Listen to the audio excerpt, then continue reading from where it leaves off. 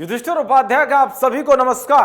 कहते हैं कि हर चीज की एक सीमा होती है और जब लक्ष्मण रेखा क्रॉस हो जाती है तो फिर अंजाम भी बुरा होता है।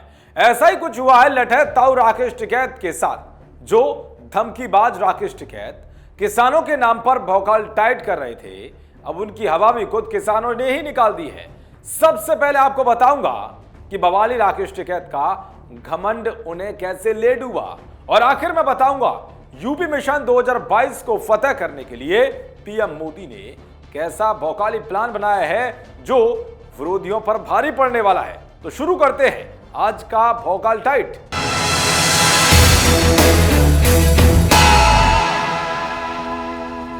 किसी ने ठीक ही कहा है कि जैसा बोओगे वैसा ही एक दिन काटना ही होगा। ये लाइन अब ब्लैकमेलर राकेश टिकैत पर सटीक बैठती हुई दिखाई दे रही है।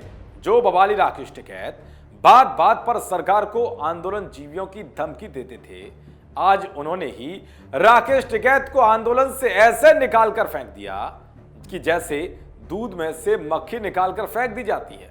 यानी कि अब किसान संगठनों ने ही राकेश टिकैत से दूरी बना ली है।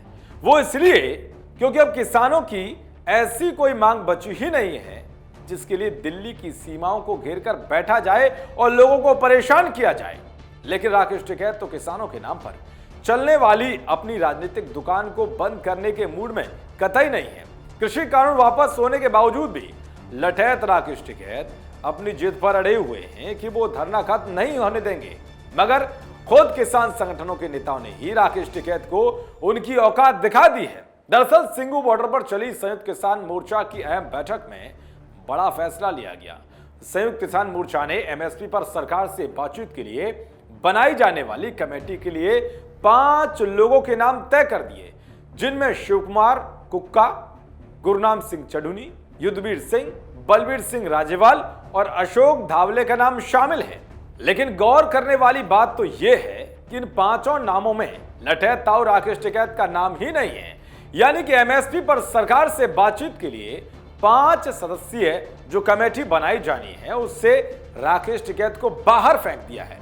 इससे बड़ी राकेश टिकैत की और क्या बेइज्जती हो सकती है, क्योंकि किसानों के नाम पर भौकाल टाइट करने वाले टिकैत को तमाम किसान नेता समझ गए हैं कि लठैत ताऊ को किसानों से कोई लेना देना नहीं है। इन्हें तो सिर्फ और सिर्फ राजनीति करनी है, इसलिए इनको दूर रखना ही उचित है। यह सब देखकर राकेश टिकैत बौखलाए हुए हैं और अकेले ही धरना ना खत्म करने की धमकी देकर भौकाली माहौल बनाने की कोशिश कर रहे हैं।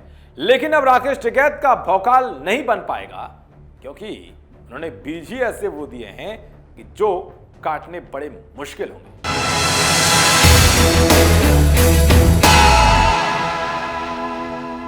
अब बात यूपी चुनाव को जीतने के लिए पीएम मोदी के भौकाली प्लान की। यूपी में होने वाले विधानसभा चुनाव को देखते हुए पीएम मोदी भौकाली माहौल बनाने के लिए लगातार राज्य के दौरे पर हैं, क्योंकि बीजेपी के लिए उत्तर प्रदेश सबसे अहम है। वैसे तो यूपी चुनाव में जीत फिर से हासिल करने के लिए बीजेपी के सभी दिग्गज राज्य के दौरे पर आ रहे हैं, लेकिन इसमें सबसे अहम दौरा पीएम मोदी का है। वो पिछले महीने नवंबर में 2 बार राज्य का दौरा कर चुके हैं। अब जानकारी है कि इस महीने वो कम से कम 4 दिन यूपी में रहेंगे। यानी कि पीएम मोदी अब हर हफ्ते यूपी का दौरा करेंगे और बीजेपी के चुनावी भौकाल टाइट करेंगे। पीएम मोदी के इस प्लान से विरोधियों के पसीने छूटे हुए हैं, क्योंकि पीएम मोदी अलग ही अंदाज में विरोधियों को धोते हैं और जब भी यूपी दौरे पर आते हैं तो कोई ना कोई जनता को सौगात जरूर देते हैं। ऐसे विपक्षियों के पास कोई ऐसा मुद्दा ही नहीं है कि जिससे उन्हें घेरा जा सके। इसलिए तो विपक्षी नेता ठंडे पड़े हुए हैं। जिस भी मुद्दे को लेकर आते हैं उससे पहले सीएम योगी और पीएम मोदी ऐसा मास्टर स्ट्रोक चलते हैं कि सारा खेल ही बदल जाता है। कुल मिलाकर साफ है कि पीएम मोदी ने पूरा मन बना लिया है कि इस बार भी यूपी चुनाव में भौकाल टाइट करके बड़ा खेला करना है।